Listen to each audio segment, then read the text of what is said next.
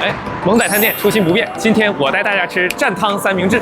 这小三明治店叫 Sanctuary， 听说他家特色是这种蘸汤三明治，咱尝尝 ，Let's go。啊，小店不大，中午12点，现在人特别多，买了一堆这个三明治的模型，就避免了食物和照片差太多的情况。这个店叫 Sanctuary， 据说这个老板2个人，一个叫 Sancho， 一个叫 Ari， 然后组合在一起了，挺有意思。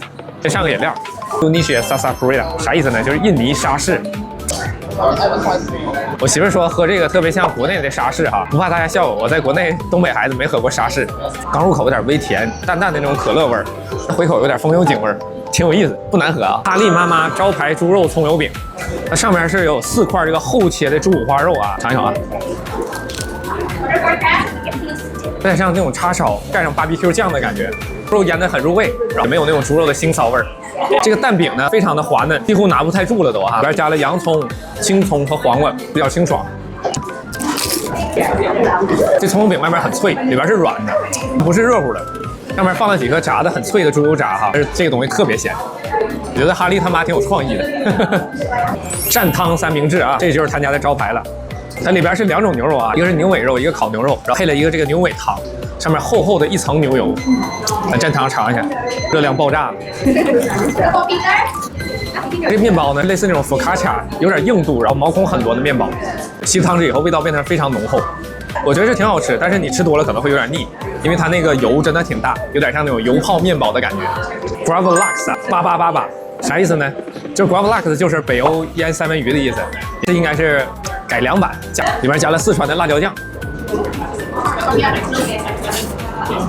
它的那个黄瓜配上三文鱼，非常的清爽，奶酪那个奶香味特别浓，吃起来嘴里很润。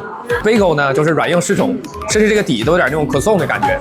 最点睛之笔这个四川的辣椒酱啊，香而不辣，还挺好吃的。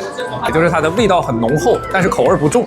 我觉得它这个蘸汤的思路设计挺好哈。我在这边吃，比如防止这个三明治太干，都是里边加很多的酱汁，或者设计成那种爆汁儿的也行。